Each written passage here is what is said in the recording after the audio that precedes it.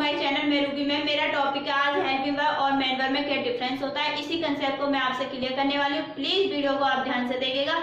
अगर मेरी वीडियो आपको हेल्पफुल लगे तो लाइक और शेयर करना ना भूलें। अगर चैनल पर नए हैं तो सब्सक्राइब बेल आइकन को प्रेस कर दीजिए, जिससे कि मेरी वीडियो की नोटिफिकेशन आपको टाइम टू टाइम मिलती रहे और मुझे भी मोटिवेशन मिलता रहे, जिससे कि मैं न्यू वीडियोस आपको टाइम टू टाइम देती रहूं। देखिए स्टूडेंट, मेन वर्ब और हेल्पिंग वर्ब में क्या डिफरेंस होता है।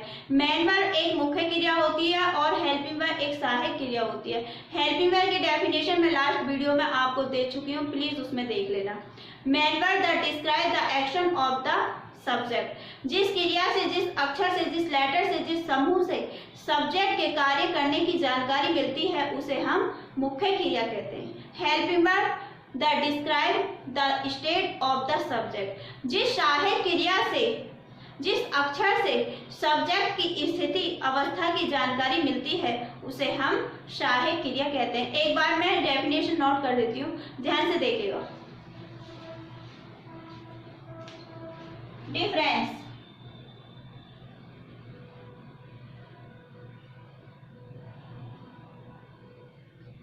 Main verb. मेन वर्ब एक मुख्य क्रिया होती है।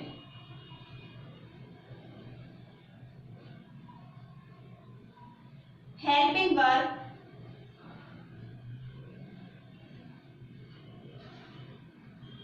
सहायक क्रिया होती है।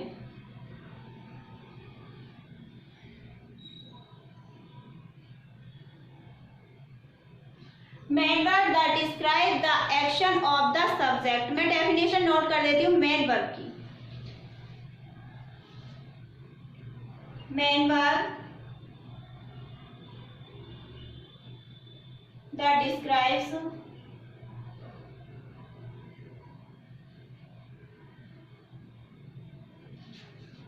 the action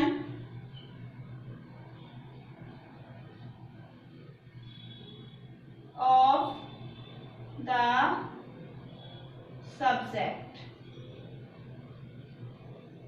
ये होती है मेन वर्ब की definition. Main verb that describe the action of the subject. देखिए, जिस क्रिया से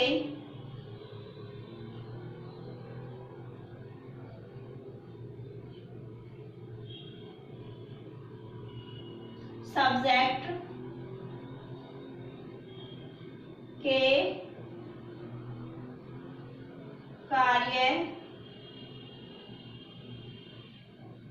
कार्य करने की जानकारी मिलती है उसे मुख्य क्रिया कहते हैं। उसे मुख्य क्रिया कहते हैं।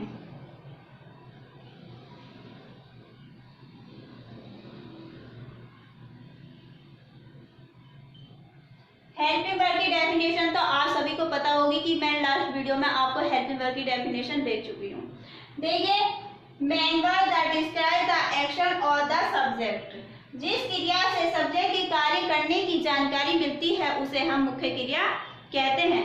देखिए स्टूडेंट, मैं आपको एग्जांपल देती हूँ कि मेन वर्ब और हेल्पिंग वर्ब में क्या डिफरेंस होता है, मेन वर्ब क्या होती है और हेल्पिंग वर्ब क्या होती है। देखिए, ध्यान से देखिएगा। देखिए, चाहे फैमिली में 10 मेंबर्स हो, 20 मेंबर्स हो, 30 मेंबर्स हो, बट उनका ऑनर, उनका मालिक, उनका लीडर ओनली वन होगा। उनका मालिक एक ही होगा, ऑनर एक ही होगा, लीडर एक ही होगा, चाहे फैमिली में 10 मेंबर्स हो या 20 मेंबर्स हो।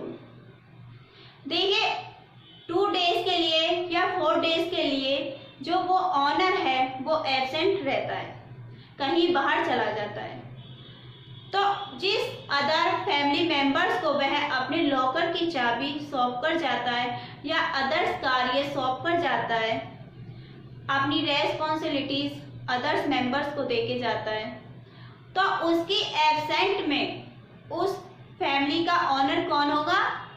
वो जो उसकी हेल्प कर रहा है, जो वो हेल्पर है, जिसको वो ऑनर अपने कार्य, अपने लॉकर की चाबी सौंप कर गया है, तो उस ऑनर की एब्सेंट की स्थिति में, सिचुएशन में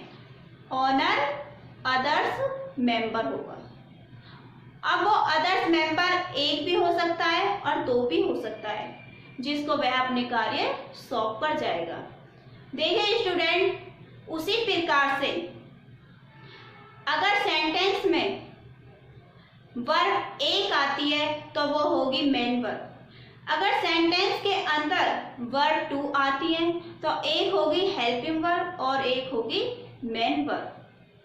अगर सेंटेंस के अंदर वर्ब थ्री आती है तो दो होंगी हेल्पिंग वर्ब और एक होगी मेन वर्ब।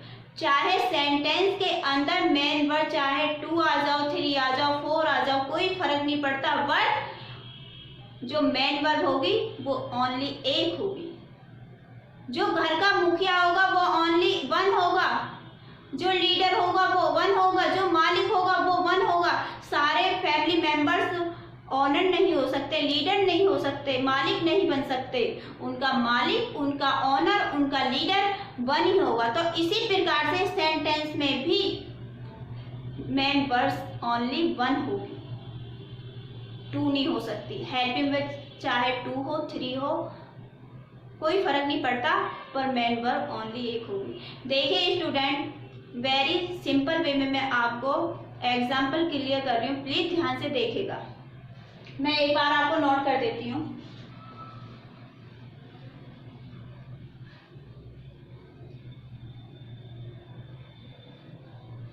देखिए स्टूडेंट, मैं आपको फर्स्ट सेंटेंस देती हूँ। I am a student. I am a student, तो इस सेंटेंस में वर्ब कितनी बार आई? Only one bar. ये आई वन बार। अगर सेंटेंस के अंदर वर्ब एक बार आती है तो वो होगी हमारी मेन वर्ब। उसे क्या बोलेंगे? उसे हम मेन वर्ब बोलेंगे। सेकंड देखेगा, ही was going to school। He was going to school। तो इस सेंटेंस में कितनी बार वर्ब आई? टू बार। इसमें टू बार आई। देखिए ये was भी हमारी वर्ब होगी और ये going भी हमारी वर्ब होगी। तो ये was तो होगी हमारी हेल्पिंग वर्ब और going होगी हमारी मेन वर्ब। चाहे सेंटेंस के अंदर टू बार्स हेल्पिंग वर्ब आ जाए, थ्री बार्स आ जाए, कोई फर्क नहीं पड़ता, बट मेन वर्ब एक ही होगी। चाहे वर्ब्स कितनी ही बार आ जाए, पर मेन वर्ब एक ही होगी। हेल्पिंग वर्ब वन बार भी आ सकती है, टू बार्स भी आ सकती है, थ्री बार्स भी आ सकती है, कोई फर्क नहीं पड़ता, बट मेन वर्ब एक ही बार आएगी, मेन वर्ब एक ही होगी। थर्ड देखिएगा, ही has been absent। सेम उसी की तरह हैज हमारी हेल्पिंग वर्ब होगी, बीन हमारी मेन वर्ब होगी। ये होगी हमारी बीन होगी मेन वर्ब। सेंटेंस में मेन वर्ब एक ही होती है। आता है हमारा फोर्थ। फोर्थ क्या है? He has been living in Delhi since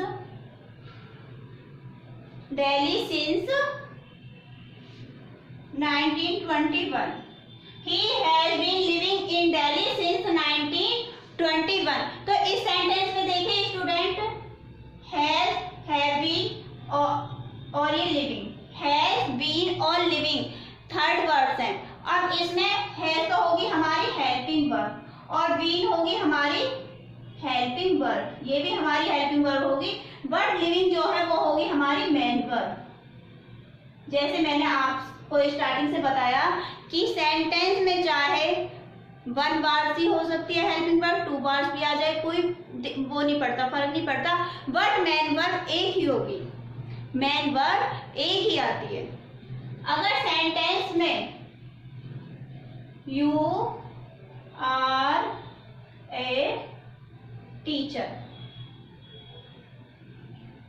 you are a teacher. तो इसमें क्या है, इसमें वर्ब एक है, ओनली इसमें वर्ब एक है, तो ये होगी हमारी मेन वर्ब। अगर सेंटेंस में वन बार मेन वर्ब आती है, अगर वन बार वर्ब आती है तो वो होगी हमारी मेन वर्ब। अगर 3 बार वर्ब आती है तो एक होगी मेन वर्ब और 2 होगी हमारी हेल्पिंग वर्ब। सेंटेंस के अंदर मेन वर्ब ओनली 1 ही होती है। देखिए स्टूडेंट, मैंने बहुत अच्छे से आपको एक्सप्लेन किया है, प्लीज वीडियो को आप एंड तक देखिएगा। ये कंसेप्ट आपका क्लियर हो गया। Thank you for watching my